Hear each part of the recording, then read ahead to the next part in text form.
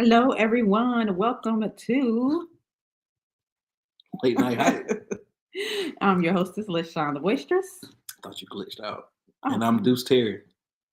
and we have a wonderful show tonight. I'm going to be showing a little preview video as a teaser as we wait on our guests to on board tonight. But of course, we got to give you the rundown of everything we have going on. We have a lot of good news. One, not so great news, but it's not necessarily bad news. So, of course, you guys know that we are still on After Dark and we are on 8 radio stations worldwide. So, we have those advertising opportunities for you. We just want to make sure you know that up front. And you can go to qsmradio.com to check out some of our shows live or archived. Just look up After Dark with the Boisterous and Deuce Terry. Before we get way into the show, why don't you guys, if you're in the chat, tell us what city and state you are checking in from? And if you're on any social media platform, Facebook, Twitch, LinkedIn, like it, whatever you want to call it, let us know where you're checking in from. Yeah, that would be great because we want to know like what platforms are like. We need the analytics. Yes. Even though we can look at it later, we also need the interactions from you guys. Mm-hmm. So, of course, if you have any inquiries for anything that we have going on, make sure you just, let us know. We do have a most recent episode of Where in the Carolinas. And Where in the Carolinas is a show where we go all around. Y'all like my suspenders? Sorry, I lost train of thought looking at my suspenders. Where in the Carolinas is our travel show where we go all around North and South Carolina. We go on adventures. You look like you're about to eat some mushrooms. I know, like Mario, huh? Yeah. Okay. Real bad. That's okay. It's part of the cosplay because I actually want to start cosplaying once a month. I think that would be fun. And go where? No, sit right here on the show. I think that would be fun. I don't know. It depends on who we have on the show. Yeah. Yeah. So of course, we're in the Carolinas. You can Google that or go to We're in the Carolinas on YouTube or Facebook, and you can see what the latest episodes are going to be. The last place we went to was Web Custom Kitchen. I thought you were talking about GalaxyCon. Right, oh cool. No, my bad. So Web Custom Kitchen. I had to hurry. It was located in Gastonia. Mm-hmm. And it was really nice. It used to be a theater back in the day, and then they turned it into and then it was like a nightclub. And talk about Rios. Huh? Rios. What's the not PF chain? Oh yeah. What's it? Fufang? What's the name of the other place? It's Fogo de Chao. Fogo de Chao. So in comparison, we didn't do a We're in the Carolinas because it was so last minute, and we didn't have any of our equipment. Because we want to step it up with the We're in the Carolinas and have our shows uniform, so we didn't. But I have to say, we went to a place called Rios. Something. It was a Brazilian steakhouse, and it was like the Fogo de Chao, where they come around like you have your coins, and if it's green, they're gonna come and give you like all these different cuts of meat. This is where I need a soundboard. Yeah, like fancy, huh? Yeah, it was candlelit. Yes. And wines. Yeah, it was very nice. And if you've never been to Fogo de Chao, like I don't know. See, that's the thing. I don't know if the chicken came before the egg or the egg, because I don't know if Fogo de Chao took that concept from Brazilian restaurants that were already in play. The world will never know. Or it's probably easy to really find out because Chef Ramsay, what's up, Theophilus, TJ? I had to do can we say that? I had to do a real nigga survey. I had to ask 100 people. Because I'm ghetto. Like, well, yeah. It starts off $60 a plate. Which is not bad. Fogo de Chao is much more. And I think that's because of the celebrity push behind it. Oh, right on. But I'm black. No homo. Pause. I've never left no meat on the table. Oh yeah, they overwhelm me. I'm ghetto. We doing a little doggy bag. You know what I'm saying? We getting that to go. Even if I'm with my grandma, she gonna the Ziploc bag and we taking it to the crib and the steak knives. I'm gonna get them. I ain't never left no meat on the table. Pause. So, but with them, like you can't take a doggy bag, obviously, because it's like unlimited meat. It's not even offered. Yeah. Ain't no to go cups. It's all go wine glasses and flutes. And like we were so stuffed. Like I love creme brulee, and usually everywhere I go, I get creme brulee. I didn't even have any room for it, so I couldn't even do it. So check. So you got your sides and everything. So my boy come in with the Swiss Army knife. Would you like some filet mignon? Yes. Would you like some Sirloin? Yes. Would you like some garlic parmesan wrapped grilled chicken? Yes. I ain't no hoe. I'm not finna tap out. Come on, keep running, run it, bro. It's so much. It's so much, and you only paid 60. Like, keep running back the filet mignon, bro. You're not finna get that at like Golden Corral, right? And the sirloin was my favorite meat. And I actually did even try a little bit of pork. Like She ate bacon. Yeah, I did. It scared me. I thought she was gonna be sick. Yeah, but you know what though? Like I miss eating bacon. Like I'm not even gonna lie. Like I don't eat bacon. I don't not eat bacon because it's nasty. I just don't eat bacon because I don't raise my own pigs. I don't know what they feeding these pigs. Hey sis, I don't know what they feeding these pigs. So it's like when like back in the day, cow, or whatever. Yeah, but I'm just saying, like the pig meat is kind of like I want grass-fed beans. It don't. I'm just saying, like you don't. But you're right. You're making a valid point. We don't know what they feeding the cows either, so that's a valid point. But the type of meat that pork is, like, don't get me wrong. I love the smell of bacon in the morning. It definitely will wake you up with a right. But I just try not to eat so much. But it's just to kind of like what they say, like when in Rome. You do what Romans do, whatever. So the occasion. Yeah, so I did eat some, but I couldn't eat too much because I started getting a little queasy, and then it was kind of like messing up the rest of my meal. What's up, Fred? Huh? Some more on Queens of Comedy. Uh-huh. You don't eat the pork for the motherfucking side effects. Yes. You yeah. No. Okay. Yeah, I'm just saying that. So yes. So make sure y'all please go check out episode of We're in the Carolinas. They are usually anywhere from 5 to like 20 minutes long. I think this last one was about 16 minutes long. So it's really, cute. It sums everything up. It depends on how silly I am and how much I had to drink. Yeah. So we are gonna run it back at the Rio, like, because the thing about it is we honestly the first time we wouldn't have really been able to enjoy the meal because of how often they were coming to the table. I would have been constantly trying to grab my camera, but now that I know they're set up just like Fogo de Chao, because I didn't know that, then I'll have the camera just set up to set up to stream, because I don't want to be grabbing my camera every 5 minutes. You know how I know it's a real Brazilian steakhouse? How? Or because you can go in it. Nobody spoke English. And just like the Brazilian store that was next door, that pastry shop we went to right next door. Couldn't remember the name of it. But again, last night we weren't in North Carolina. We were in Matthews. So that's where that is. So if you're ever in the area, Matthews, Carolina, Matthews, North Carolina is where it was, and it's called Rio something. Rio Brazilian. Just Rio's franchise. Rio's. Okay. All right. Yeah. So enough of that. We got my boy on hold.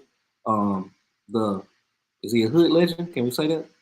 He actually is becoming a legend in his own time. Also, keep us posted, Fred. Thank you for stopping through. Yeah. So. In my mind, the hood legend. Yeah, because I do want to show y'all a clip real quick. Keep talking, because I before we bring them on, I just wanted to play this clip. Actually, 2 clips real quick, because I had sent it to you. We didn't talk about We're in the Carolinas. I mean, not We're in the Carolinas, but the book. Let's do it at the end. Okay. So again, as the world turns, we have a lot of internet sensations. We have a lot of people that go viral, and the Homeless Homeboy is one of them. You may have seen him in your local neighborhood grocery store, fundraiser, back to Quick school, Trip. yeah, back to school events. I mean, he really has grown a large fan base. Um, you're a celebrity when you can't go out, and not be recognized. Right. So, um, it's something for the kids to look up to. It's something And the for, adults too. Like he's gonna tell you like the homeless homeboy is like probably one of the most relatable. I was gonna say the geeks and the nerds, because some people actually fan out, but I'm in that category. I mean, as far as comic books and Saturday morning cartoons, like to see a real live hero. You know what I mean? Matter of fact, like one of the most disappointing times of my life, because I quit piano lessons to watch Power Rangers, and I was somewhere in McDonough or Hampton, and we was on the highway, and I seen some ghetto Power Rangers in the parking lot taking pictures. I mean, I snapped. They had my parents had to pull over, and I'm up to date. I'm current on the Power Ranger episodes at the time, and this was when they transferred over from Tommy to the new Power Ranger. So Adam was the new Red Ranger. He's like, no, my name is Jason. Like, what? No, it's not. I was like, oh, it's fake. This is fake. I thought Zordon had blast their ass over in Decatur, and it wasn't true. It was just some people dressed up. It was a dope as shit. But on another note, like for the costume, I would say costume. Another childhood thing. I was a big Michael Jackson fan. I wanted nothing more for Christmas than the bad outfit. I wanted all the buttons and jackets and leather and boots and spurs and shit on the back of my shit. I wanted to walk around with a Jerry curl shag. I wanted to be the little kid, the little kid version. Like this man created a whole costume. You know what I'm saying? He did. So and now we wear for Halloween stuff like that. Right. So above all else, the Homeless Homeboy is dope to me. Yes, and I definitely want to show you some of his wares and signed copy. Yeah, we have signed copies. Signed copy. This will be Derek's third time appearing on the show. So he's always been supportive of Late Night Hype, and so we have this long standing. Sorry, we have this long standing rapport. But without further ado, let me bring my brother in entertainment on. Derek Jefferson, what's up? What it do, Deuce? What it do, LaShon? In the building. Hey, my suspenders. Look, I've been fighting to wear these suspenders all night long, and they keep popping off. So I'm gonna take it. How do I sound? Can you hear me clearly? Yes, you sound great. Yep. Okay, cool. But welcome to the show. We have been working on trying to get Derek down here, and we wanted to do like our first podcast on a boat, but that never came together. But we still trying to shoot for that in the spring. Oh boy, hiding his identity. Oh, yeah, definitely. Definitely make my way down there. You know what I'm saying? Yes. Ain't nothing but a short ride, man. Oh yeah. Yep. So, like I was telling the audience, you've been with us with Late Night Hype, and we've been following you. We've been supporting each other over the years. And I have just been admiring watching you grow from just this idea to now icon. Icon, and then what you're doing now. So I don't want to give it away. I want you to introduce yourself, because we have a whole new kind of like genre of audience, because Deuce Terry has brought his brand in, and now we're combined on the Late Night Hype. Not necessarily CEPTV, but now we're Deuce Latrice Media. So introduce yourself and tell everybody what you have going on. What's up, everybody? I'm Derek. You know what I'm saying? Go by Homeless Homeboy. That's the name of my comic book. I'm an activist in the community. I've been rocking with LaShon since before I even had the suit. I remember I was at one event, he was interviewing me and stuff. You and 10 Carat, you know what I'm saying? So it goes back, you know what I'm saying, way before the suit. But, I came up with the idea based on me wanting to do something different, when I was actually in Columbus, probably like around 2015, just start fooling around, just writing something. I did music heavy. So like, I wanted to transition into something else that was more beneficial and something that I can kind of grow from. I kind of seen the music game as oversaturated, unfortunately. So I wanted to, and I always felt like I was one of them, you know what I'm saying, to stand out and to be a leader. So I did it through the comic books, and it just kind of came together all full circle, without my real intentions. Like, I did it as just trying to do something different. And my first comic book was called No Heroes in the South. It wasn't received by many people outside of the Black community, and definitely didn't want to box myself in, so I eventually came out with Homeless Homeboy, the comic book, and as a way of promoting it, I did the comic book costume based off of me going to Comic Con. Um, I didn't get that much support, or I just blended in too much with anybody else that had a table that just had their own book. But then you kind of fighting against the voice of Goku there, the writer of Spider-Man 280 or whatever the case may be.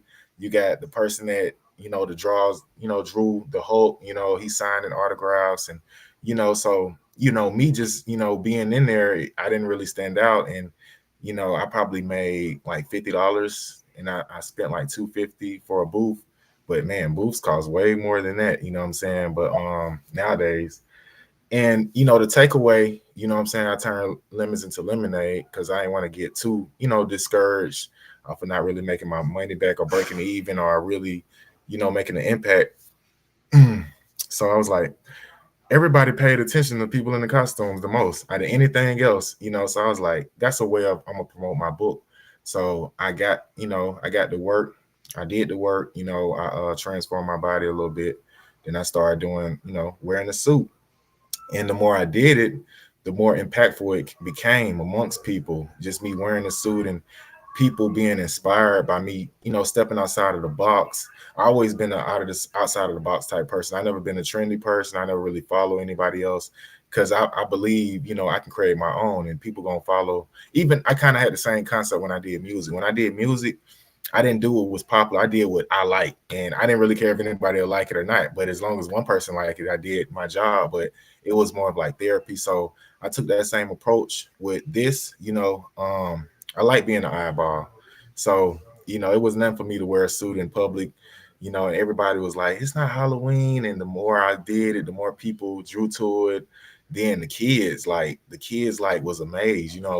And they was like, "He's a superhero," and they wanted the books, and a lot of these kids never read a comic book. So I introduced a whole different culture of, I'm saying, readers, whether it's the mom getting it for the kids, or, a father, what I'm saying, getting it for the kids, or the father being inspired by a Black man doing something so outside of the box. A lot of people get away from their own dreams because out of fear of being judged, or, feeling that they outgrew it, or feeling that it's not accomplishable or feasible. So I inspired a lot of people through that. And along came the feeding the homeless, and that was something I always wanted to do, and I kind of just incorporated with doing this. And I was already kind of doing it before the suit too, so it just kind of made sense to do that, what I'm saying, as a way of shedding light, on the problem, ongoing problem. Everything trends that's never trended. Like, oh, let's feed the homeless. You know what I'm saying? You don't see a feed the homeless challenge or whatever the case may be. So utilizing what I'm doing, my creativity, I'm shedding light on that, and when I'm doing it, it's really authentic. When I go out and help, I don't sell my books, you know what I'm saying? Like, people ask me why I got the suit on, I explain it, and I say it's just really a symbol, you know what I'm saying? It's a symbol for, hope. We are superheroes. We just got to tap into our superpowers, you know what I'm saying? So the costume is just a metaphor for that, and when I'm out here helping people, the beauty of it is, I don't have a lot to give, but the people that I attract that want to come together with me, you know, that's what makes it a lot. A little bit from everybody makes it a lot. And the last one I threw, it wasn't even that many people, but it was powerful because it was like 2 days before Christmas. So I really didn't expect nobody to come. And like probably 6 people came, you know what I'm saying? So that was powerful, and they all brought a lot of stuff. right now in my closet, I still probably got like 6 trash bags full of clothes. Wow. So next time I do it, I'm gonna bring some of them out. And I ain't want to give it to Goodwill because Goodwill is just gonna sell it. It kind of defeats the purpose, you know what I'm saying, of donating, unless you're doing it for a tax write-off. But I don't really care about that. I really want to help, you know what I'm saying, give it to the people that need it. And it was so many people that came out, they knew me, and some women had like some costume jewelry, some of the homes they going through that, looking pretty, and had some jackets, a lot of different things. So it's always a beautiful moment. And the last one I did, I was invited by one of my colleagues, and it was at a church on Trinity Avenue, like downtown by the Capitol building. And that was powerful. That was really my first time really blending with white people doing this. It was organized, and they have a church, they do it every Sunday, and they have like a line of people, you know what I'm saying. They had so much stuff. I brought like 2 or 3 trash bags, but they have like a room with so many clothes, like belts and socks, underwear. They have the kitchen where they feeding people. Then they have like other things, like other foods, like perishables, you know what I'm saying? I mean, non-perishables and stuff we was giving away. So, I'm just got out there getting into action with it. And the some of the beautiful people, most beautiful people are homeless people. Like, they're very humble, and they want a way out, but they're so humble in their situation, they're able to laugh and have a good time and conversate, and what I'm saying, appreciate what we're doing, and still be human. A lot of people down here, it's really ugly. Like, you have, like, I can just say downtown, a 5 Point, you got people shopping and doing their thing, and then you got literally homeless people. They walking over homeless people. They sleeping right there on the walkway. You know what I'm saying? And it's crazy. We become so detached from our humility that's how we respond to it. It's like, okay, if I don't address it, then I won't be judged by it. But that's not true. You know what I'm saying? Like, even if you You can don't have, see tent city. That's what I call it. I don't know what other people call it. You can see like a whole thing of tents that homeless people stay at right off the highway. yeah, I call it tent city. yeah, that's exactly what they call it. And now what they're doing, you know what I'm saying? Because really, making people homeless, it keeps the rich people rich, so they starting to put spikes under the bridge to prevent them from sleeping on the Wow. bridge, you know what I'm saying. So they would use a budget of money to put spikes under the bridge instead of trying to house people or Mm. things of that nature. And you start to differentiate who's who out there too, because you have some people that want to be homeless, you know what I'm saying. You have people that's in between, you know what I'm saying. You have people that um might have a car and things of that nature, but they literally have nowhere to stay. Or you have a different variety of different people. You know what I'm saying? It's all about really connecting with everybody and just trying to do what you can, to push it forward. And like I said, I incorporate all these movements and pushing my comic books, because if I got to do it through the media and, get people popular on the comic books, then they'll want to read more into my story and like, oh, I love the comic book so much, I want to get involved with the activism and things of that nature. So even from that, me just growing, I'm starting to see that my mission is more than just feeding the homeless. Like, now I'm a part of like these group therapy sessions, you know what I'm saying? It's just a lot of different people from different walks of life. They join. It's like 8 p.m. every night. And we just share, and you know, um it's beautiful, you know what I'm saying? And it's beneficial, and like, we grow from it, and we learn from different people. Sometimes you learn that maybe my situation ain't as bad. You know what I'm saying? My day was kind of bad, but man, this man went through a lot. You know what I'm saying? So it's just a experience, and I'm learning more about my mission. The more people I run into, the more engagements I get. Even to the point now, a lot of times, like if I have a viral moment or something like that, just look at the comments. The comments be full with people that I've met. You feel what I'm saying? Mhm. Like one I don't know if y'all remember that one post when the guy was trying to be funny and condescending, you know what I'm saying, about me being at the gas station, and him talking about like everybody selling Yeah. this, and Yeah. so many. I couldn't even respond quick enough. It was like, hey, what is the website? It's people commenting my website for me. You know what I'm saying? I didn't even get a chance to do it. You know what I'm saying? So like, it's power in that too. Power in the people. You know what I'm saying? The people, as long as you're doing the work, the people gonna always back you. They gonna always remember that. So they gonna always appreciate it. I had one guy. it's to the point now, like you were saying, like people recognize me now. Like I used to have a Clark Kent effect when I just had regular clothes on. People be like, he looked familiar, but they couldn't put their finger on. Now it's like, oh, that's Homeless Homeboy. You know what I'm saying? So now, like, okay, I can't have no bummy day now. Like, I can't just Yeah. Can't get caught slipping. Like can't. it's just so crazy just to see how far you've come. You I was trying to show the video with you and Ti. He was so interested. Have you had any follow up with him? Has he been because I know he's got a lot going on, of course. Um What support from any other, like yeah. anyone else, not just He's been on celebrity. 85 South too. I've seen that. Hmm. You know, I'm a big 85% of myself. Yeah, yeah. Just to go into a little That bit was of from the those. Black Market special, though, right? Yeah, yeah, exactly. And I've been I've been talking with them still, you know what I'm saying, to this day. Just about, hey, how can we help you push forward and things of that nature. So me trying to get that together and present the perfect plan to them, whoever else, like even with the TI thing, like hold on for 1 second.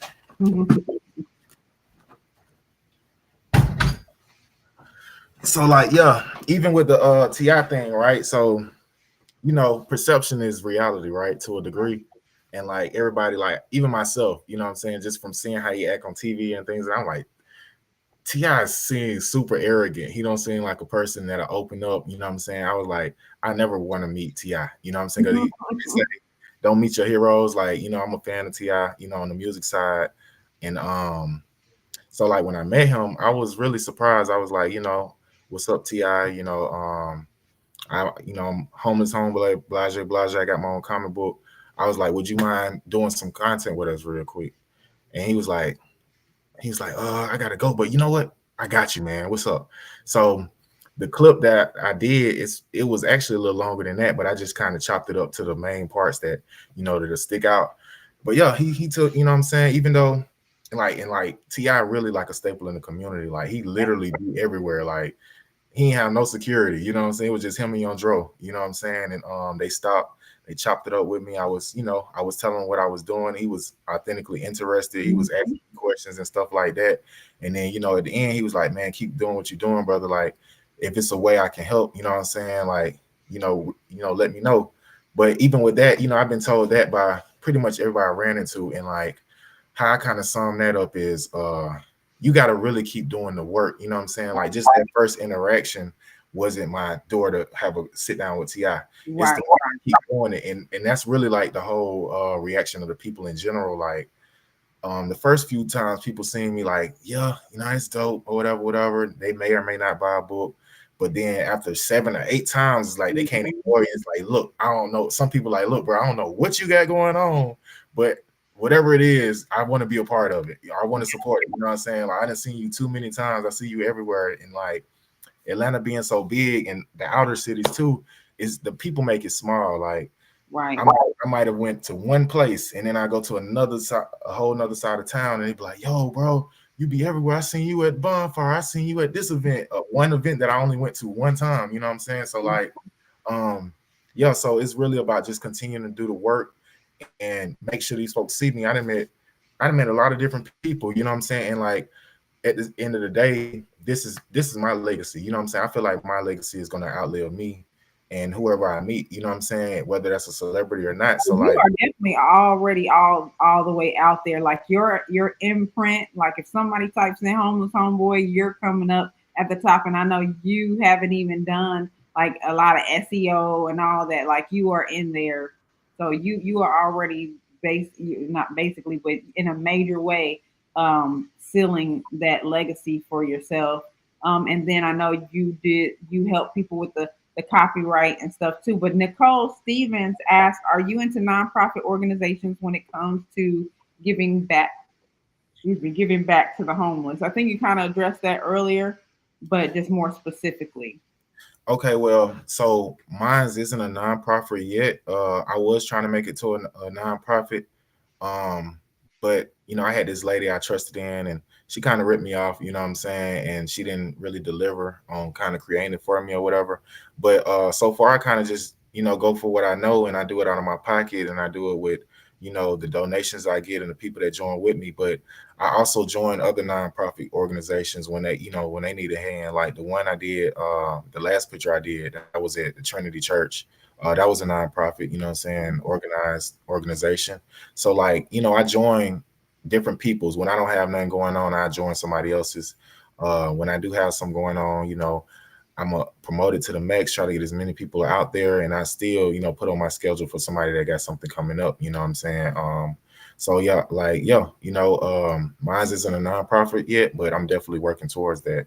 And You know, maybe you shouldn't have it main, like maybe you branch off something from it and create that into a nonprofit portion of like this is the homeless homeboy XYZ entity, and then that part like still have your for profit but loop your finances through the nonprofit so that way you know it could be like a whole tax write off. So like okay. Let me be a geek for a second. Okay. I'm an OG, but I still, like I said, I was very heavy on the Saturday morning cartoons. So the technical part of the actual comic book. Mm-hmm. And so for one, what episode or what part are we on right now? Well, the last one I completed was Homeless Homeboy 3, and then after that I did Danix 1. She shows up in Homeless Homeboy Part 3. You know, and she ties in with the real life girl Nia. I mean, her story is, you know, something I created, but my friend Nia, you know, she was actually on the cast of the 85 South show when I met her, and then when I initially met them at the event that they was doing, that's how I met them. They had an event going on, and I just showed up in my suit, and you know, I just walked up and I was like, "Hey, I'm Homeless Homeboy. I'm a volunteer." And they didn't know what to think. That's the good thing about doing this too, because it surprised people. They really don't know how to react. So they didn't question it. They were just like, okay, well, do this. So now I'm in the mix, you know what I'm saying? And that's when I met DC and all of those guys and stuff. And the producer, you know, invited me to the show. But I met Nia in the process, and she, you know, she been supporting me ever since. She bought the book. She was like, I love this. This is dope. And then like a few months later, she, you know, she reached out to me a few times. She's like, look, I should play Danix. She's like, my kids say this look just like you, mommy. You know, so she been a part of it ever since. And Sherrod, you know, that's my trainer. He's a character, and his character based off of his organization he already had, Fit Phantoms. You know, that's his whole business with training people and things like that. So we incorporated that into the first responders. And to get back to the nonprofit, that's what it's going to be called, the First Responders Initiative. You know what I'm saying? And we all kind of bring something different to the table. Like I said, Sherrod do fitness. Nia, she does like health and wellness and like yoga. And you can go on homelesshomeboy.com to get the book. You know what I'm saying? It's spelled correctly, homelesshomeboy.com. I try to make it easy as possible to navigate to I was pointing down because we have your links on the marquee at the bottom of the screen. Okay. I thought you were signaling to answer the question. No, I was signaling to her to point down a little further. Sorry. Me too, bro. Oh yeah, and when it comes to speak on that, like as far as SEO and stuff like that, I got my hand in that too. I do my own website. You know, I kind of I do everything. Like my presence, I made sure, you know, I'm at the top of Google when you type Homeless Homeboy in, you know what I'm saying? And what made me go hard with that was when I did my Kickstarter. My first successful Kickstarter was for part 2. And it just overshadowed me. Like when you type in Homeless Homeboy, Kickstarter come up and this other stuff coming out, like, nah, that's not how it's gonna go. So I made sure I did the work to make sure Homeless Homeboy stays at the top whenever you know, type it in. It's easy to navigate towards.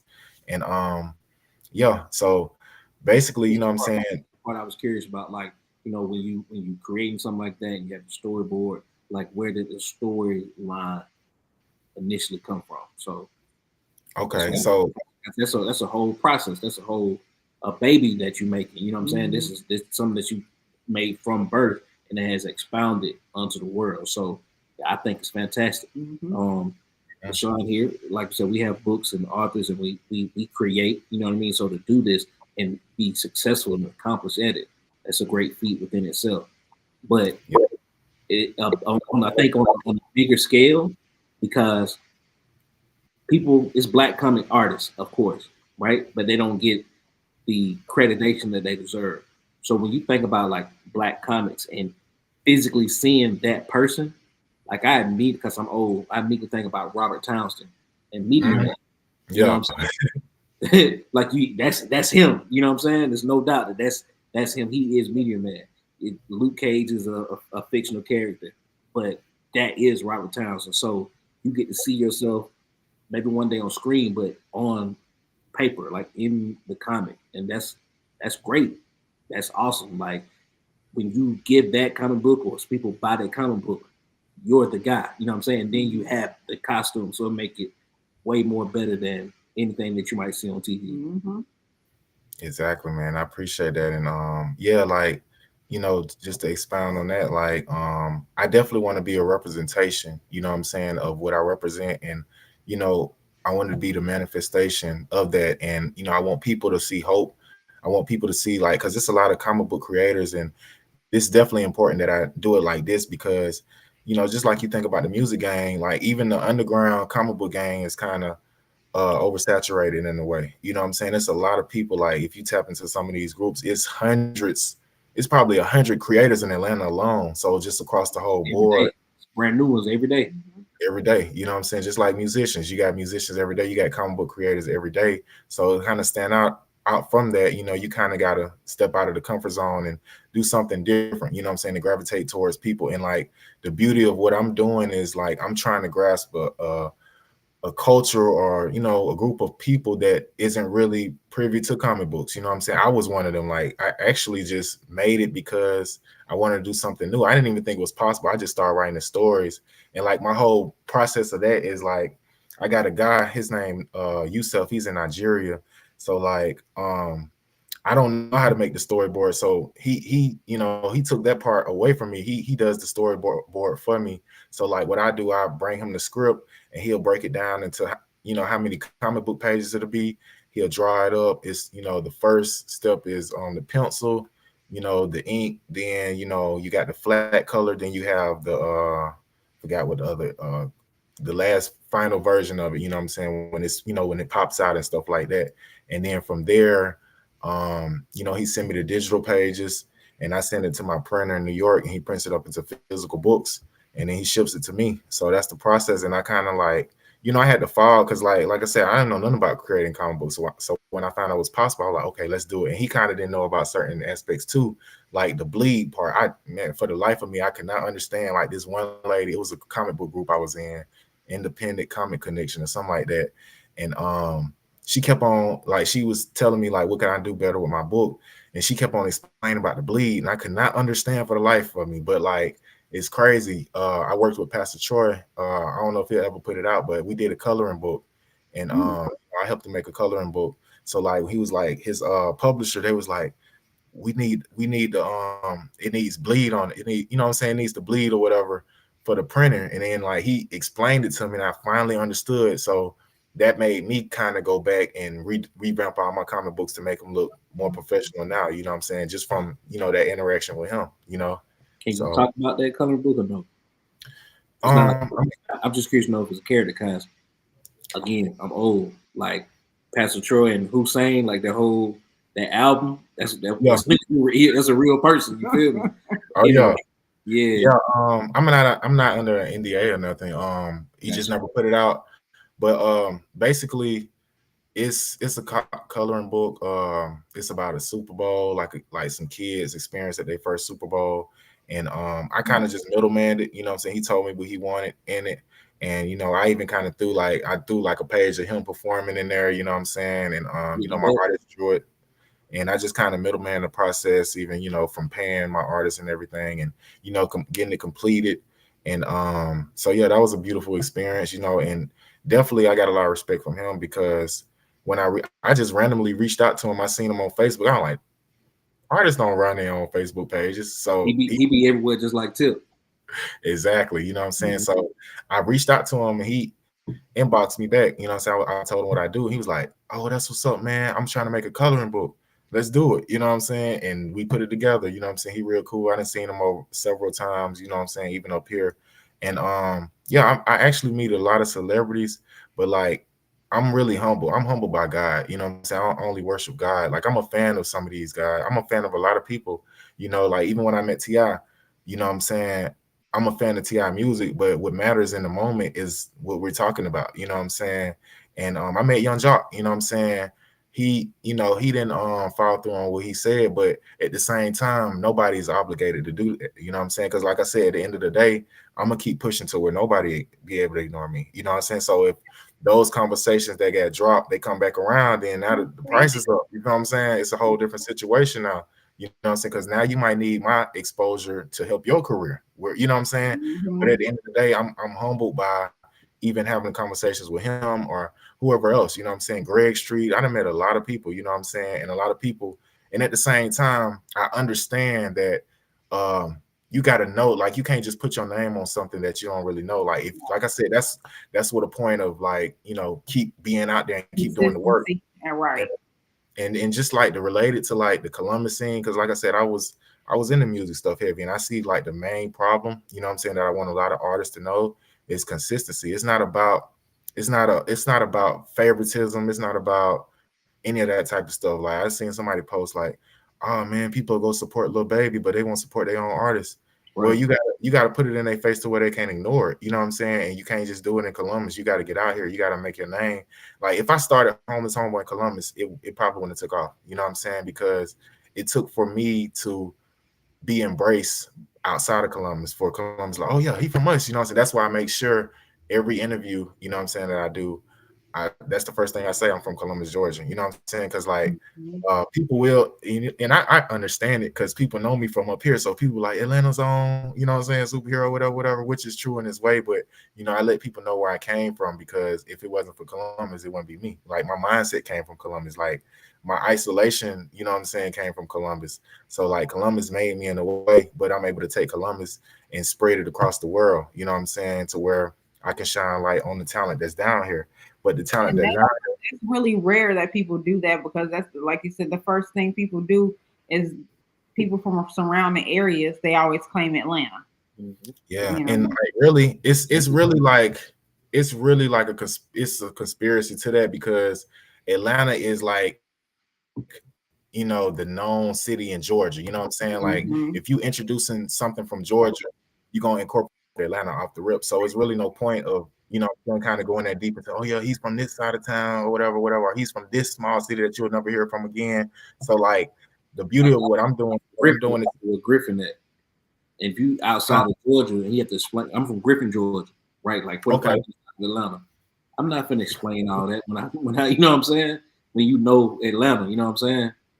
Exactly. You know what I'm saying? It's easy. Like it's okay. We know Atlanta, Georgia. You know what I'm saying? So I kind of understand it in a way, but like the advantage I kind of got over that is because I'm the only one doing this. So I can say Columbus. So people would know when they hear Columbus, they would know Homeless Homeboy. And then from that, it can branch out to this artist from Columbus. It can be another like, okay, New Orleans, you know what I'm saying? But you ain't really start hearing about Baton Rouge until Boosie, then other artists. Then you feel what I'm saying? It made it its own entity. So like I kind of got that advantage to do that with Columbus, and like Columbus is an open market. You know what I'm saying? That's another thing. You know what I'm saying? That's why if something from up here, just from up here, comes down there like a cookout. You know what I'm saying? I seen like the whole, you know what I'm saying, people was turned up about cookout, but up here people don't care about no cookout. You know what I'm saying? But like, so I know that they're bad in Columbus anyway. They run to the fad, and then after a while it just dies down. I got a great example. So like you say, you big on music. I'm big on hip hop, like the origin. So growing up, I was so big into music, like I felt like I knew my way around Queens or Brooklyn or New York. They talked about it so much in the music. But as the South started expanding, like you feel like you know about North Memphis, Whitehaven, Blackhaven. You feel like you know about Orange Mound. You feel like you know about Port Arthur, Texas. You would have never heard of them places without music, because it's definitely in the movies. It's definitely not in mainstream. Those are some of my favorite artists. So, they talk about it just as well as anything up north. And you know how we feel about the South, you know what I'm saying? Like now in Atlanta, they name the magic cities and all the strip clubs and all the, you know what I'm saying, the nightclubs. Like you feel like you're there, or at least you know your way around the city, you know what I mean? Or where to go if you were to visit, if that makes sense. And I want to bring it back real quick, because I wanted to commend you on the fact that you tie therapy into your message, because most people who are homeless, they do have, there is definitely something mentally going on. And I think that's definitely an important message. And another thing, you know, I always bring this up because I was so amazed in our last interview, and I should have clipped up our last interview and played some clips. But when I found out that you were actually you had not you weren't even really working. This was your 9 to 5. Like you were doing this, you were making money, paying your rent and your bills, selling your comics. I just thought that was because to me that's freedom. Like when you really out there doing what you love, no matter how hard it is, no matter the obstacles that come with it. Because at the end of the day, if we do things for an employer, like we're putting our energy into them, and they're free because they're living their dream, but we don't ever really get a chance.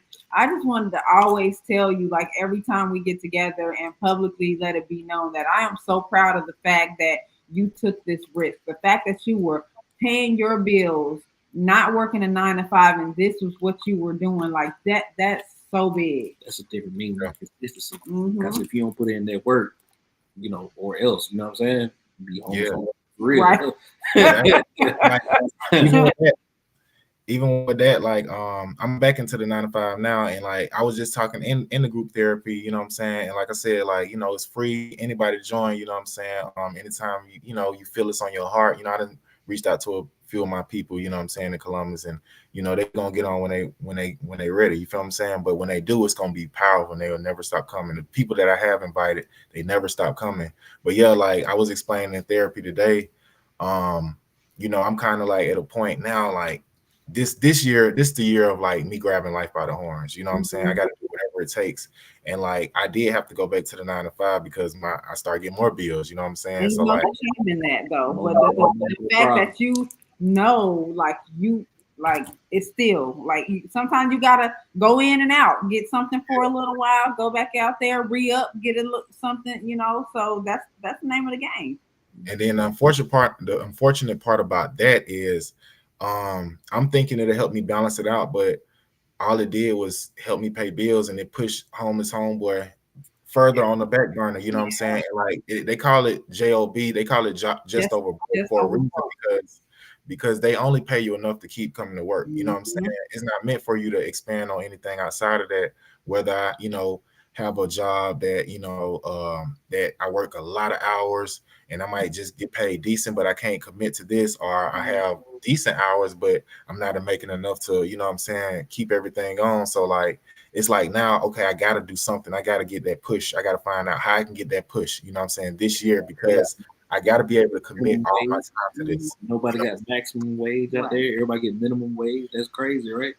Yeah, you know what I'm saying? And even when you get paid more, everything else going up, so it don't really balance out. You know what I'm saying? The bills going up, but the pay isn't. You know what I'm saying? So like, it's at a point now, like I gotta make this pop this year. I gotta do something. I just started back running my ads. Like something's gotta pop, because I gotta be able to commit all of my time to this, because it takes all of my time. And like, this is my legacy. A job will never be my legacy. You know what I'm saying?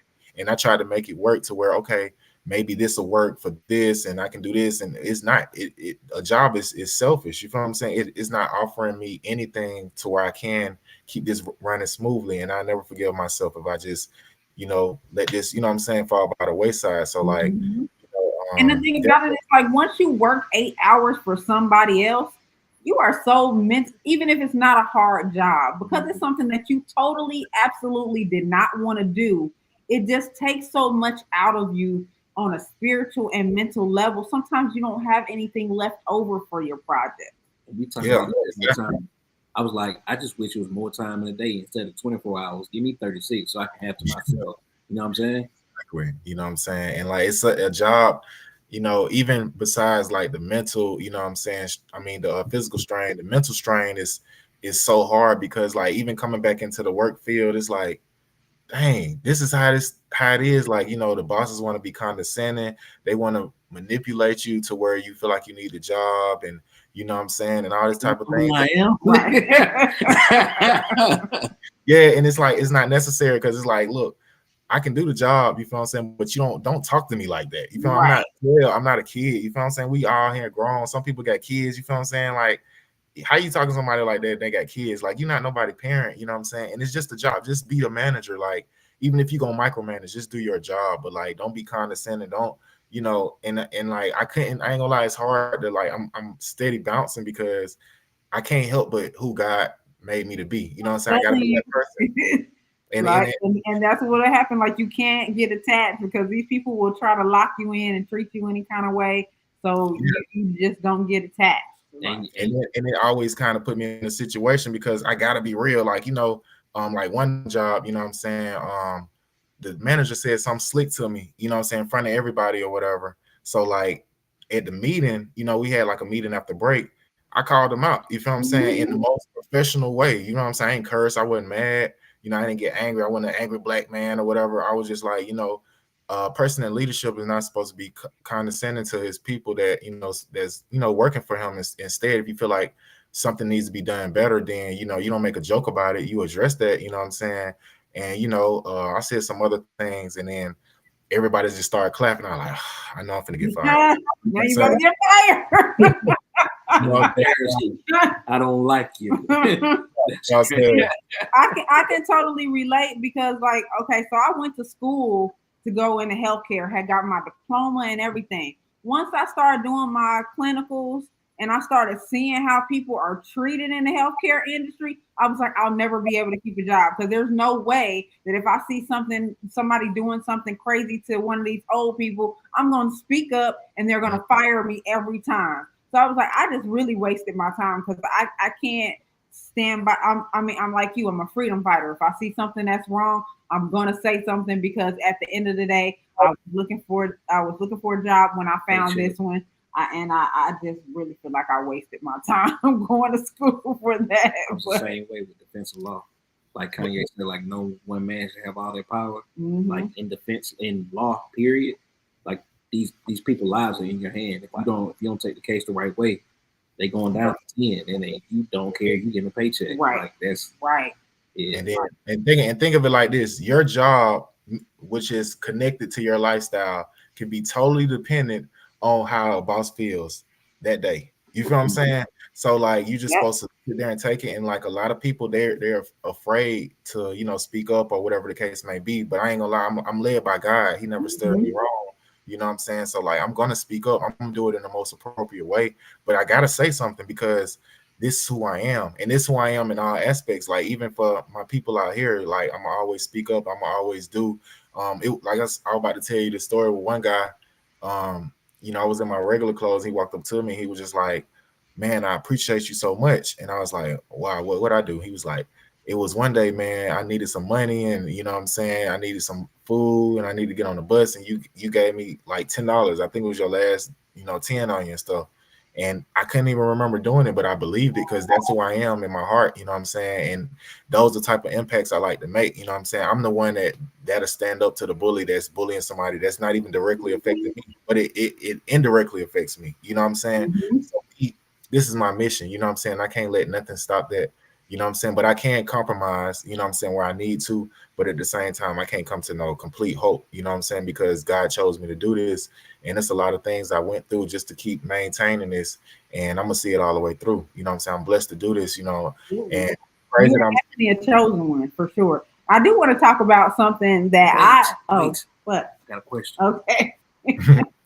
Bro, where'd you get the suit, bro? He had it made. How? Yeah. Okay, so so my first suit, I got like 3 suits, you know what I'm saying? I'll show y'all real quick. Boy, for the teleport. Right. This is my first one, you know what I'm saying? This is my first that's the one you came to the studio the first time in. Yep. And then this is my second one. That's the one. That's the one. The second time you came in costume. That's the one. Okay, yeah. So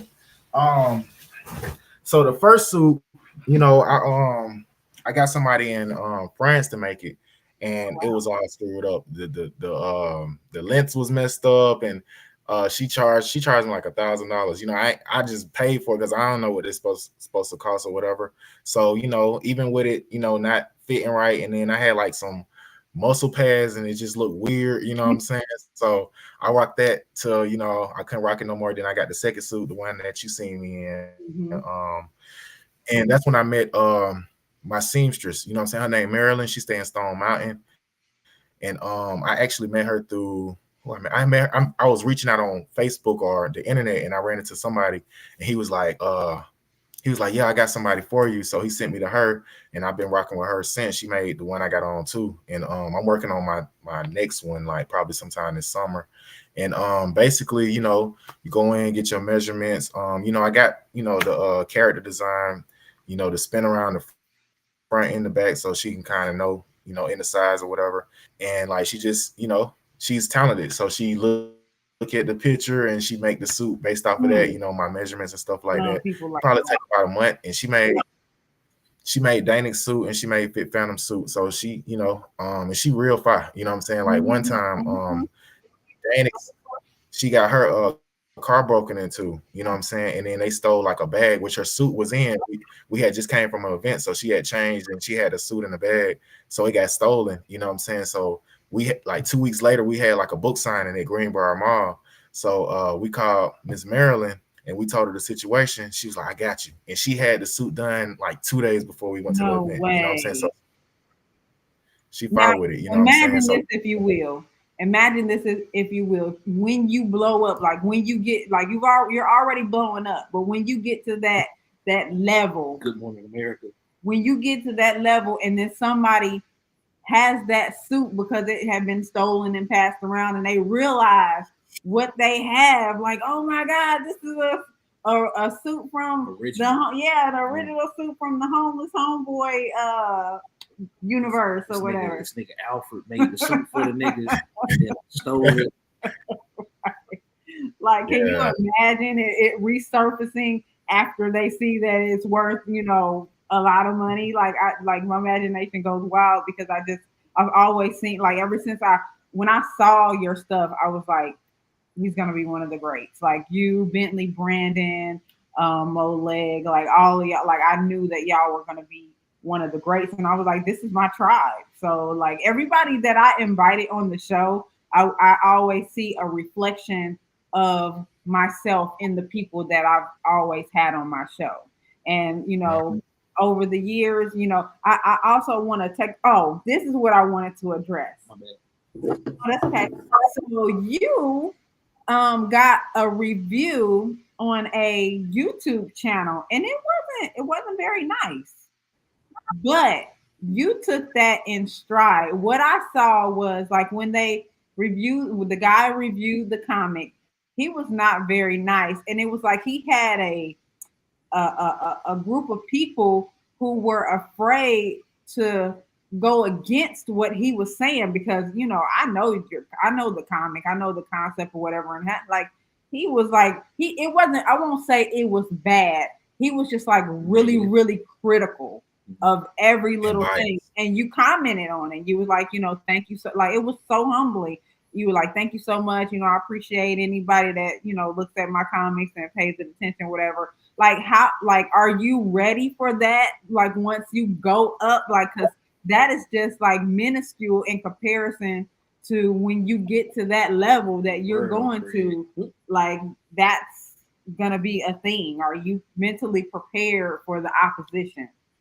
Yeah, I think I prepared myself for it early on, like just from wearing the suit, because it really took some like mental, you know what I'm saying, reflection and stuff like this. Like, okay, it's gonna feel weird. It felt weird for a minute, because I'm 6'5", so I already stand out and I'm wearing a suit. So like I really had to kind of train myself with like not really being affected how people think about it and just being super confident, because what I learned about confidence is confidence really, like confidence can change other people's perception. You know what I'm saying? Like if somebody be like, oh, it ain't Halloween, why you got that suit on? And I react in a, you know what I'm saying, a way that I'm not confident, then they kind of won. But if I respond like I'm a superhero, you know what I'm saying? Like Right. you don't see Get Superman out around. here in books, you know what I'm saying? At least you can say you met Homeless Homeboy, and that'll change the Exactly. perspective. So like I seen the power and the confidence. So like even with things like that, because this is why I like to share those type of things too, because a lot of times when people are inspired, people will fall flat on their face if they're inspired by only the good and they following you, and then they jump into it, and then like they're not ready for the criticism and they might be discouraged. So like I like to show people the good and the bad, so I don't have a lot of bad, but I like to show the bad too, because I don't want you to just see the glorified moments. You know what I'm saying? I don't want you to just see the Hmm. tip of the iceberg work. I want you to see the hard stuff too. And like I took it in stride because, like I said, I ultimately believe in what I'm doing. And like, two, I'm not generally like from the comic book culture. I'm just a guy that transitioned into wanting to do something different and did it in my own way. Like even when I first started doing it, like the comic book community, they were so critical and like, oh, that's too big for a comic book. That's not the right comic book size. Or Homeless Homeboy, that's too long of a name. Or Black Trash, like, all this type of stuff. But I know what I'm doing. So like I was already kind of prepared for that. So like when Buddy was, being critical, I listened to the whole interview, and my homeboy Solo, you know what I'm saying? It was funny. He was like, boy, man, F this dude, man, I'm gonna ride on him. Right. I was mad too. Like, and it really wasn't even that I was mad. It was just like because he had his set followers, like all of them just went with what he said. You could just tell, like they didn't know, like they really didn't do their own research and really they just went exactly off of what he said. And they were like, oh yeah, when they said the name XYZ, I knew it was gonna be XYZ. Like, come on, you're right. Like, stop, D riding or what? Yeah, Yeah. So that's the part that pissed me off. So with the And negative, really like, oh my bad, go ahead.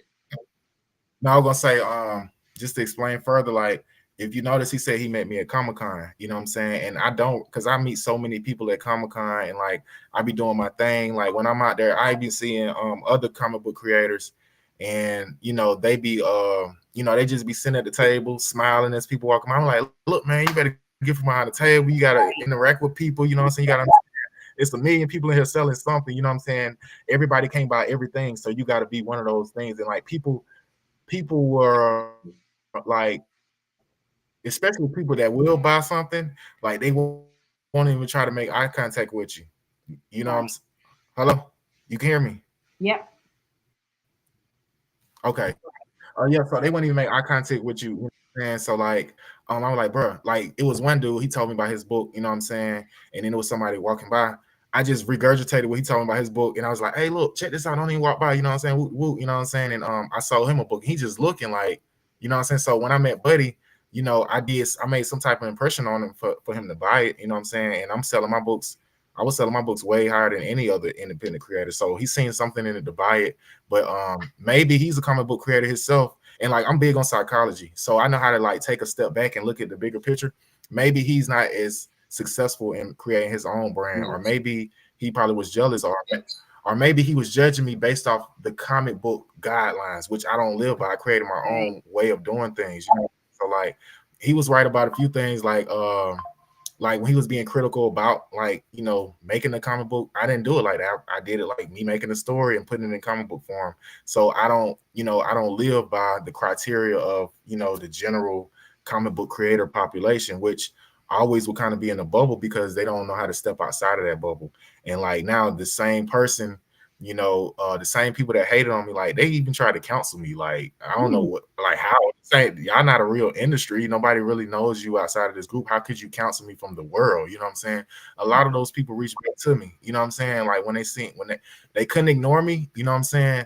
They reached out to me. Oh man, I want you to be a part of this. I know this happened back in the day, and because I was getting so critiqued, you know what I'm saying, about doing my own thing.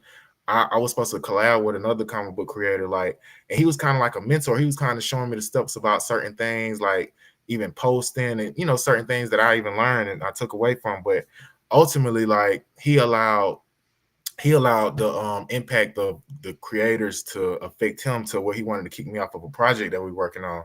So years later, I'm popping and stuff like that. Now he was like, oh man, I'm thinking about revamping the project and stuff like that. Oh yeah, because my name is probably the biggest one in the collaboration pool. And I'm like, no, I'm straight.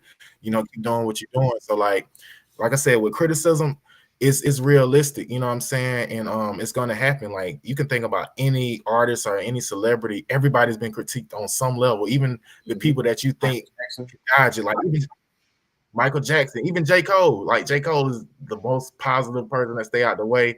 They judge him for not wearing jewelry and wearing bicycles and stuff. His teeth, wearing flip flops to the concert. Mm-hmm. Yeah, you know what I'm saying? But like, and that's who I am at my core. Like, I resonate with J. Cole because I'm not materialistic, you know what I'm saying? And like one of the main things I'm trying to do is help build the Black economy, where I'm not going to be wearing Nikes. Like at first, I used to wear the Nike shoes, but I'm like, hold on, if this blow, they gonna think I'm endorsed by Nike. You know what I'm Right.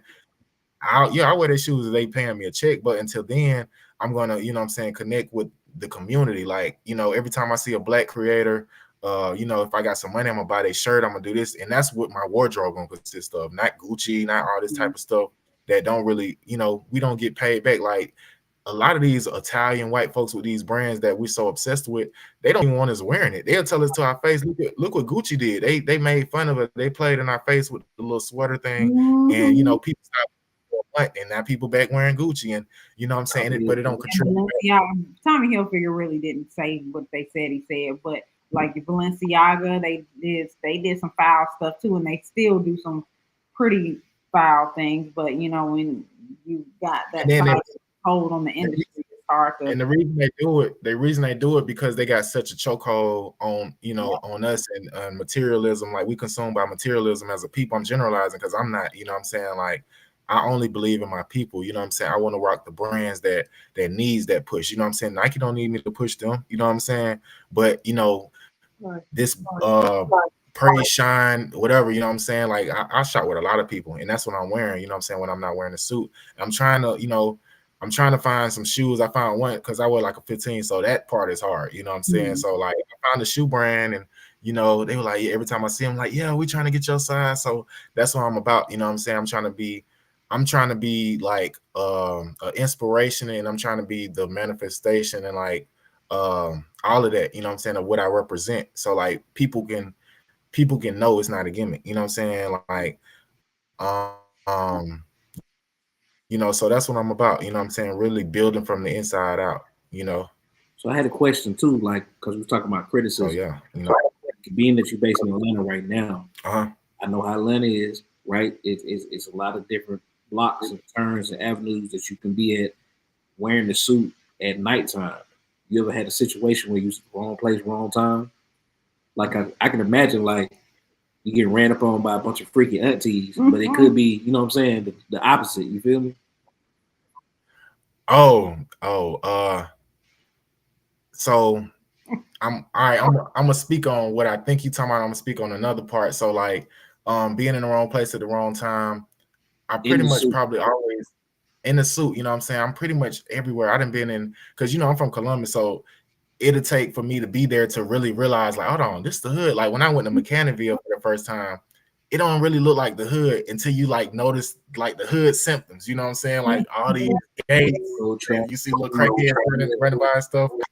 So I'm like, hold on, I'm in the hood, but like, I didn't been around people, people with the guns, with the long clips hanging out their pocket, and even with them, you know what I'm saying? Like, they respect me because I stand on because I don't step on nobody. I'm not really stepping on nobody's toes. Nobody's jealous of what I'm doing because I'm the only one doing it. So you can't do nothing but celebrate it or, support it. You know what I'm saying? And like, I done been around all type of people, you know what I'm saying? I done been in the trenches and stuff, like just not just going intentionally, but just being there and just like discovering and, and people, they'll be like, bro, what you doing? You know what I'm saying? I tell them, I stand up tall and tell them like, look, this is what I'm doing. And I'm representing the culture. You know what I'm saying? Wrong color superhero costume. I haven't got that one yet. Like even they respect me because they got kids. Even gang members got kids. Even killers, they got kids, and they know, damn, that's what I'm saying. That's something to look up to. Even though I'm doing my life, I'm doing what I'm doing. And a little bit of me might rub off them just to, what I'm saying, just even to have that small thought, like, dang, you know what I'm saying, I'm doing this, but you got somebody that's really trying to help build a community. And now with the alternate community, I get, you know what I'm saying, I ain't gonna lie, that part is crazy because like you never really know. It's not even the flamboyant ones you got to worry about. It's the ones that you don't really know. You know what I'm saying? And then you kind of got to pay attention to the conversation. You know what I'm saying? Because they'll say enough just to kind of see where you at, but they're not gonna put themselves out there. But when you recognize it, like, look, bro, you know what I'm saying? I ain't even, like I had one guy, he was flamboyant though, and he was like, he bought the book and I don't discriminate, you know what I'm saying? But when I talk to them, like I talk to any man, I'm gonna talk to you like a man. You feel what I'm saying? So you doing all this flamboyant stuff, I'm not gonna respond in that way. I'm gonna be straight up, you know what I'm saying? I'm gonna be a man while I'm speaking to you. But we gonna have space between us, like you ain't finna be walking up on me. And you know, one Awesome. of I ain't never heard of that. What about and one of them, you say you sick what and wear size 15 shoe? The aunties, you ain't never been outside like the VFW and the auntie pull up on you with the tights on you, trying to check you. man, it be really like the drunk females, like the drunk Right? females Wow. age or younger. Like I ain't gonna lie, I done been, you know what I'm saying, harassed and stuff. Like women when they get drunk, like What you think salted? We get handsy. We get handsy. Where you said where your superpowers at? Let me see your utility man, belt. I done been grabbed like plenty of time. Like women think it's okay to just grab you. Like, well, hold on now, you know what I'm saying? Like, so yeah, I get approached like that too. But at the same time, I don't like, you know, I got such a responsibility, you know what I'm saying? I keep it, you know, level and like, you know, I gotta like my biggest network is women, you know what I'm saying? So like I got a lot of respect for women, and women support more than men because you know it's an ego thing a lot of times. Like if I see a couple, you know what I'm saying, the women gonna look, you know what I'm saying, even if they what they do, but it might not be a flirtatious look, it might be a look of amazement or this different, or and the man don't know how to respond to it, so he gonna be offended. But like with women, even if they do like you know what I'm saying, they not aggressive, so that like they'll probably throw hints and I can just ignore them, you know what I'm saying, and I just treat them with respect, and then you know they'll still be loyal to what I'm doing and want to be a part of it, even if that's the motivation, you know what I'm saying. They still going to support, and women just support everything, you know what I'm saying. So like I learned how to deal with different people, you know what I'm saying. But like I had one of the gay dudes, you know what I'm saying. I was at the mall and he was like, do you do, well, he said, do you do parties? I was like, what kind of party? He was like, an LGBT party. I was like, nah, I don't got nothing against it, but that's not what I represent. That's not my lifestyle, you know what I'm saying. What I represent is something different, you feel me. And it is like I represent real like manhood, you know what I'm saying? Like I want to see these young boys turn into men. Like a lot of that stuff got these young boys in the chokehold, just kids in general. Like I'm sure y'all seen the clips of little baby singing, shake that, huh? Make that coochie, and all that. And it's sad. Like I hate to see stuff like that. And you got the young boys, you know, they acting real sassy and stuff because they see people on social media doing it and stuff like that. But that's what's consumed because like the powers that be, that's how they are. You feel what I'm saying? So that's what they push and that's what they pay the most attention to. So even a lot of these guys that act like they straight, you know, like I said, people do whatever they want to do, but it's confusing if you saying you straight, but then you dressing up like a woman on social media. And it's like, oh, it's for fun. I'm like, you can be.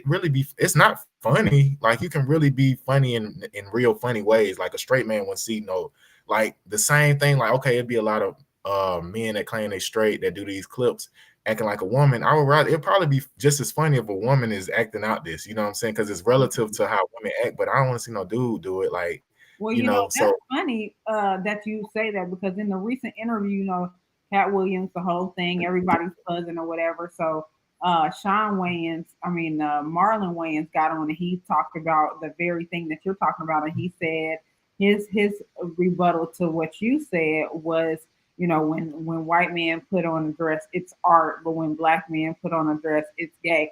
I just think this personally. I just think at a young age where children are impressionable, they shouldn't really have to be burdened with those. Like let the children be children. Like we don't have to kind of like put it out Force it there in their face. so much to where now we're bringing it. Like we get it. Like if you are who you are, like we're not refuting anything like that. But it's like the pressure that's being put on or These whatnot. phones and these tablets raising these kids. Yeah. yeah. And Like like for the same instance, like you was saying, like the little girls dance and listen to Sexy Red, but you got 4 or 5 year old little boys with stacks of money into their ear instead of books. Right. That's crazy. it is, you know what I'm saying? And like I seen the Marlon Wayans rebuttal to that. And just to be honest, just because of the industry he in and the position he in, he could never really just be real, you know what I'm saying? And like if you really think about it, if you got some white friends, some white guy friends, I always knew white boys to be like they do borderline gay stuff. Like that's their culture. That's their funny. Baseball team. Crazy. Yeah. So like think about it from that perspective. Like white people and the Jews, they have the money, they have the budgets to push. So of course they're gonna put their jokes in there and they're gonna try to push it on the community. So that's where the black man in dress came from. Because think about it, that never been funny to us. Like that's not, you know what I'm saying? That's not we find humor in. So like that's just the white people, you know what I'm saying? They push that culture. So it's not art on any level. It's just Marlon Wayans. He's in a compromising position. He can't really say nothing like that because it's how he make his money. And like, you know, it's no accountability. You know what I'm saying? It's like, okay, I'm gonna put on this dress and do this, you know, this movie or whatever. And you know, white chicks, we watched that movie, but when you think about it in hindsight, when you think about it now, it's like that really wasn't. It was certain parts that was funny, but actually them dressing up, it was still weird. You know what I'm saying? But the It was a money, little off-putting. Yeah, it was like we had to make ourselves get used to it and get over the kind of trauma that was embedded in it, and then pull out the funny. Like the way that white women are getting plastic surgery now and look like Sean and Marlon Wayans, that's some scary shit. They getting the lip injections and shit, like that shit look crazy. That's scary. My personal opinion. yeah. And I feel like it's not being accountable for, you know, you to make all these millions and be like, okay, my kids ain't affected. I can explain this to my kids or whatever, and I can just walk away with this check. But what about the many impressions that you leave on impressionable minds? Like he was just saying, like a lot of people like to say, oh, TV ain't making your son gay, but you got to think about it. If you got a young child that's developing, like when I was 6 and 5, I didn't, you know, I probably like girls, but I didn't know what sex, I didn't know what love, I didn't, you know what I'm saying? I didn't know all of this type of stuff. I know if Chelsea picking on me, slapping on me, she probably liked me or whatever. But it's yeah, and you're not giving them an opportunity to develop into themselves. Now, if they get older and that's what they choose to do, that's cool. But like, it's not fair to expose them to this. And like, even though, you know, you're like, oh, well, parents need to parent. Okay, parents can do as much parent as they can, but it's too much exposure to stuff. Like even if you take tablets from your kid, you know what I'm saying, they still got friends at school that'll show them stuff, or they still have ways to access this type of stuff. It's too much access, you know what I'm saying, and that's the problem, because shit, no kid don't know Sexy Red song word for word, you know what I'm saying, and it's sad because they can just easily turn, but everybody have a soul. So at some point, these people deal with it, you know what I'm saying, they deal with it and they know the effect they have on it, but you know, they can turn their head because they making money from it. But I feel like, you know, it's God's mission to be, you know, to be a true person and to be a leader, and like you can still make money and make a good life by doing things, you know what I'm saying? You don't have to have the most money. Like I feel like when people reach billionaire status, I feel like you had to do something evil to make $1 billion. Really think about it. You had to cut somebody off, you know what I'm saying? You had to do something unbecoming of yourself to make a big. Yeah. You know, I can live with 2 million. I can live with a few 100,000. You feel what I'm saying? That's something I can naturally make from my product and my influence. I don't have to reach the levels of these people that has to do these compromising things, because you have to go in these doors to get this type of access. You feel what I'm saying? You know, and one of my other people that I kind of champion, and a lot of people don't like him, but he talk a lot of truth, and mostly Charleston White. He said he don't want over $5 million because he sees how the desires change. Like, you know, even your you know, your different appetites change after you get so much money, because you know, when you get that big, like you don't even really have to obey the law. You know, I'm sleeping. Yeah. I'm getting me a chauffeur. You know what I'm saying? Like Diddy, I don't think nothing gonna happen to Diddy. He's too powerful. Like he's too connected. Like Bird.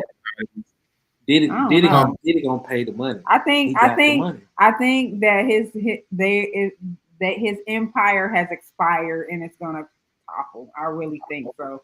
I think well, it'll be at their hand. If he's not, they not pleased with him no more, then they'll break him down. But like as much as we never had the power to do that, but if I feel like what you just said, I feel like his time is short, and maybe he made somebody mad, you know what I'm saying, in the upper, you know what I'm saying, or whatever. So like now everything coming out and for 30 years, he ain't got to show his face to executive produce no record and make no money.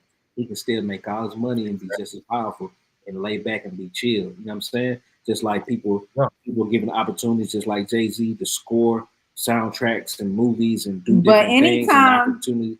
Diddy been doing but that. anytime the media blitz comes after you, when Lay the down. media blitz comes to Lay down. basically convince the people that you are a monster, like with R. Kelly. Yeah. Like R. Kelly wasn't even convicted of anything related to the children or the girls or the women who, finessed their age or whatever. He was convicted for racketeering. So people keep saying that he's a pedophile, and maybe he is, but he wasn't even convicted of. That's not what he's in jail for. And people Yeah, so I just feel like R. Kelly was kicked out the club. Like whatever club they definitely. got going on, he was in. He was everything, and then they was like, you know what? Nah, you can't be in this club no more. And then every little bad thing that he was doing, because they all do little stuff. They all do little stuff. But when they get ready to kick you out the club, all your stuff comes to the light, and everybody else is like, we on a whole nother topic. Well, we done got off topic. Diddy getting Like, exposed. I believe it's that. real though. Everything we're saying is real. You feel me? Right. So And there, you got the website at the bottom. Where can people donate? Do you have a donation link on your website? I got my link tree. Is it on my I know it's on my Instagram. I think it's linktree.com/homeless homeboy. Yeah, it's that. I kept it Or pretty you can simple. just drop the cash out. We can put it on the banner. Okay, it's my cash app is $H homeboy. So instead of homeless homeboy, it's H homeboy. Um We're gonna post it and up. yeah, man. And like, I definitely want to lead the people with, I'm here, what I'm saying. I feel like I'm just a piece to the puzzle. It's so many other people, what I'm saying, that's out there that's like-minded and like-hearted just like me. And they may just need a little push to just jump out there and just not be afraid of how they may be judged or received, because at the end of the day, like I said, I like to show the highs and the lows because it's gonna come with both. But at the end of the day, this God ordained. You feel what I'm saying? Like, God got this purpose for me, and I can live my life, what I'm saying, with no guilt, and knowing that I didn't cross nobody to get here, and knowing that I'm not leaving no bad impact on anybody. Like, I still do music, what I'm saying, and now is to really incorporate with my storytelling and stuff like that. So like, I don't curse anymore. I don't talk about stuff that that contradicts what I represent. You know what I'm saying? So like, it all comes full circle. And like, even in the rap scene, like I meet a lot of celebrities, but really I'd be more if fan out is the word, because at the end of the day, I worship God, what I'm saying, and not human flesh. But it'd be like a lot of these Columbus artists, because I used to do music, and a lot of people was doing it then, and they still doing it. So like, I came to the last event that Lulu threw. I seen Buddy Pacino. I'm like, oh, this Buddy Pacino, like, what I'm saying, and Ricky Raw, and it's so much talent down there, what I'm saying.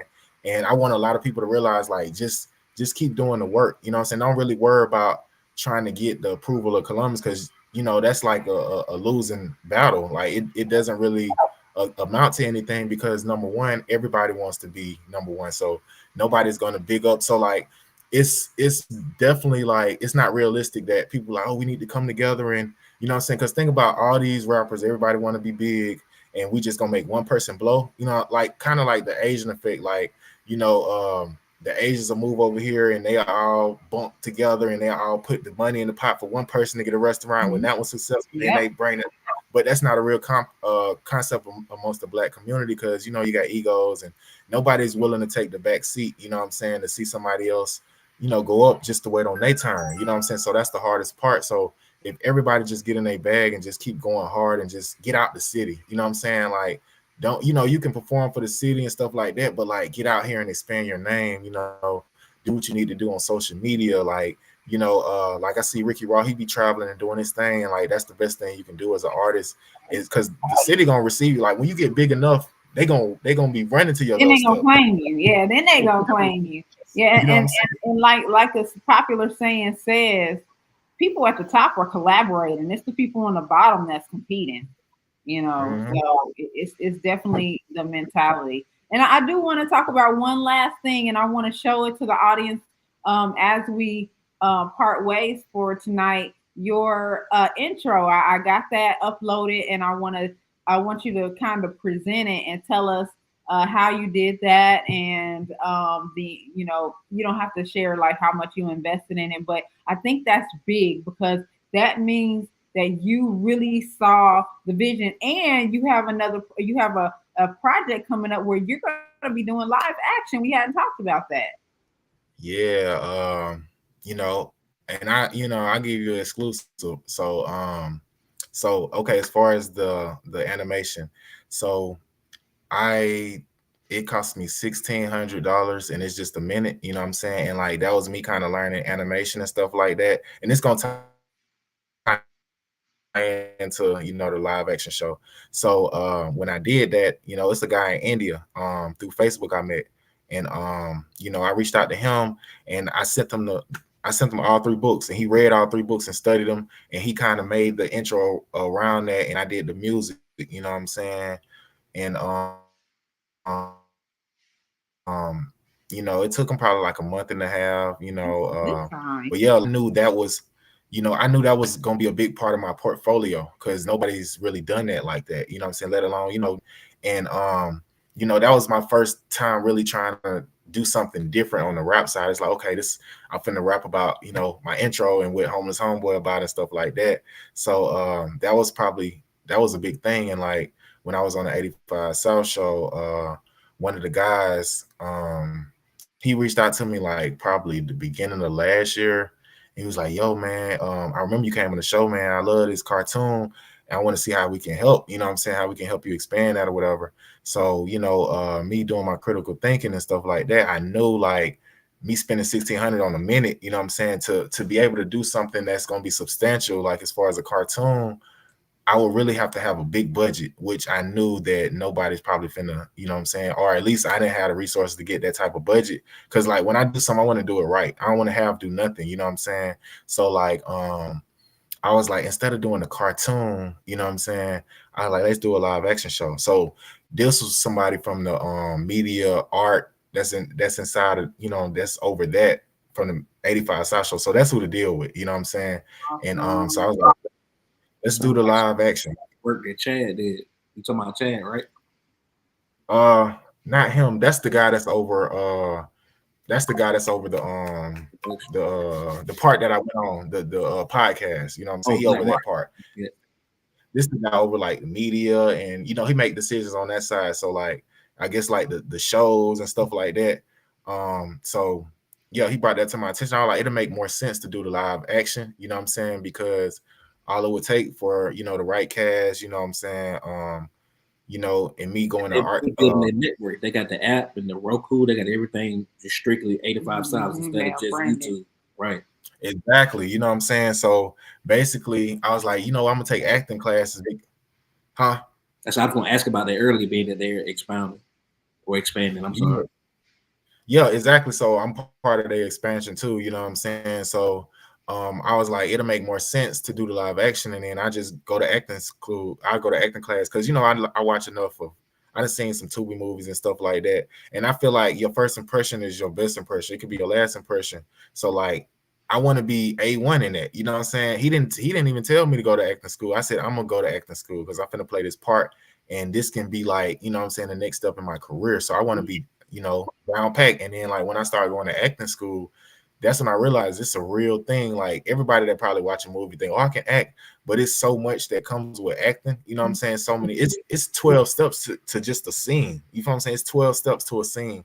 So it kind of goes deep. You know what I'm saying? And I was just in the beginner class, and I'm going to eventually get back to that. Get back into getting into the acting classes and stuff like that. Me moving and you know what I'm saying.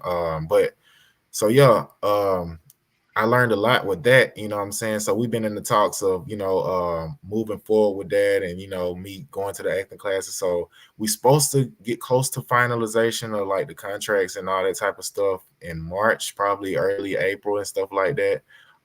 So yeah, that's who it with, you know what I'm saying? I ain't signed no NDA or whatever. So I can hit y'all with the exclusive of who is with, you know what I'm saying? So that's who is with. Congratulations. That's so big. I appreciate that, you know what I'm saying?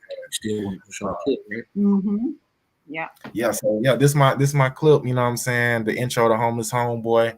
This what, the cartoon would look like, you know what I'm saying? The graphics will be way better, you know what I'm saying? But this what they was able to do and it still look fine, you know what I'm saying? So I'm real proud of it. It's like one of the biggest things I did, you know what I'm saying, so far. And like I said, it was pretty expensive, but it was worth every dollar, you know what I'm saying? Because it gets a lot of attention, and it people take me more serious. They know like, oh dang, he really, you know what I'm saying? He's just saying, when I say I got a comic book and they see it, it's like, oh, this is real. And then they see the cartoon, like, what? Like, you know what I'm saying? So, you know, I'm gonna keep doing that and keep, you know, raising the bar, you know what I'm saying, and keep trying to figure out what I can do next. Like, I don't got them on me, but well, I got this one. They in my car, but you know, I got the action figures too, you know what I'm saying? Yeah. But this like one of my but this ain't an action figure. This like one of them little I forgot what they call them, like a crochet figurine or whatever. But yeah, I got the figurines. I had somebody in the Philippines, they made them. So me just trying to expand on what I can do. And then the beauty about the internet is that it's so much access to, like, back in the day, you can just get online and reach somebody in the Philippines or in Africa or whatever. Now it's really no excuse. You can find anybody. You can find a direct person that, you know what I'm saying, over a manufacturing, you know what I'm saying, situation. So like that's the beauty in the internet. So we got its pros and cons. You know, we talked about the cons as far as the impact on the negative impact on kids, but the pros is, you know what I'm saying, you got unlimited access to different resources from across the world, you know what I'm saying, where you don't have gatekeepers, you know what I'm saying, as, you know, trying to get a cut. Like you can directly connect with somebody that can do this for you, you know what I'm saying? So definitely, you know, I learned a lot. You know, I'm keep growing and I'm keep learning. And that's what it's all about. Yeah. So we definitely thank you. I knew this was going to run over an hour because you always have good information, always so inspirational. So, ladies and gentlemen, please make sure you support the movement. Derek Jefferson out here, Hit the cash app. right, doing making the impossible possible, and just being a leader, and an advocate, and yep, and it's not just for him; it's for everybody. So we do thank you for the work that you've been putting in, and make sure you let us know when you get down here so we can do either in studio interview or on the boat. What I want to do is find other content creators and Black comic book artists and do a panel. Do a whole Yeah, and me and Quentin Miller, we had collaborated the other year. I don't know if y'all remember. We had came what I said, Quentin Miller. I'm thinking about Quentin Miles. You know what I'm saying? That's my guy. He came to me, he was like, bro, I like what you're doing. He was like, man, give me some ideas of what we could do, and I'm gonna put it together. And that's exactly what he did.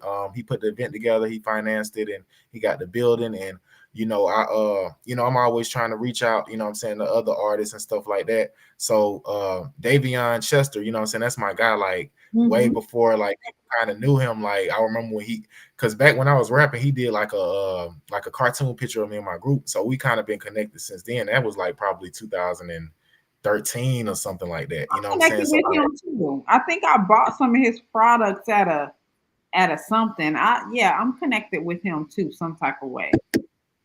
Yeah, so I reached out to him. So he came out. It was me, him, and then it was Keith Phillips. Keith, hey, he talented too. You know what I'm saying? You know Keith Phillips that do the drawing on like the wooden boards and stuff like that. Yeah, he's supposed to be on the show too. Yeah, that's my guy. And I reached out to him, and it was a blast. You know what I'm saying? People shopped with all of us. It was a beautiful thing. And you know, both of them brothers taking off. Like Keith Phillips, did I say his name? Yeah, Keith Phillips. I seen him on Instagram not too long ago, like probably the other day, and he did something with Benny the Butcher, you know what I'm saying, and he was in the building with him at mirror or something like that, and he up here at 5 Point, he got like a spot at 5 Point, and all it took for him to just, you know what I'm saying, I don't know if I'm sure he live up here, but all it took for him to just really bring his talent up here, and he been blowing up since, you know what I'm saying. I didn't ran across, I didn't went to the shop a few times, like we done had events through somebody else at his shop, you know what I'm saying? So like it's beautiful to see other people expanding and not really scared to just jump out there and, you know what I'm saying, and make this thing into their legacy, you know what I'm saying, instead of just a hobby, you know what I'm saying? So I salute them. I really salute everybody that's trying to do their thing, you know what I'm saying? And you got my page, Derek Jefferson, search Homeless Homeboy to come up. If anybody need advice for anything, I always reply, don't matter what it is, reach out to me. You know what I'm saying? Whether you want to get into copyright too. So if you need something copywritten, he has a online course and a university to help you get through that. And he kind of takes the pain out of the process, or at least give you the information on how to step through that. So make sure y'all check Derek Jefferson out and everything he has. And we're going to show that intro. And I thank you so much once again. And until we meet again, all right, have a good I night. appreciate y'all. Black King, you know what I'm saying? Y'all stay up. Absolutely.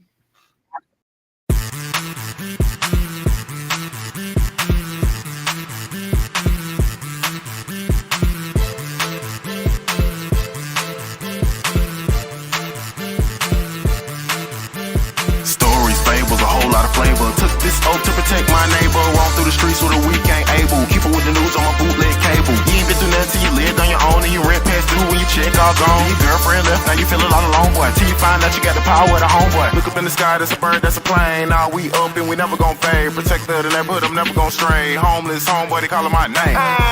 And I always come running, flying, jumping, kicking, punching. Knees to stomach, we ain't bluffing. Feeling space, I repercussion. Say you wanna party, let's dance. I still get it in, I'm still a young man. The world on my shoulders, I'm still gon' win. With every single breath till the very last end. Shout out to Danny, by my only best friend. I was sleeping on the streets till he gave me his hand.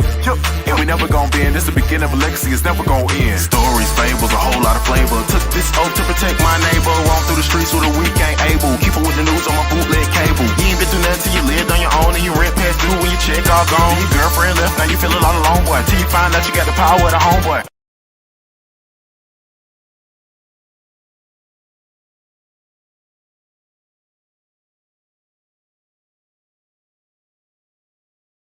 Now, if that doesn't, that was your first time seeing it. Yeah. If that doesn't inspire you, I don't know what will. So please make sure you check out our dear friend Derek Jefferson and everything, his movement. Like he's a whole movement by himself. So,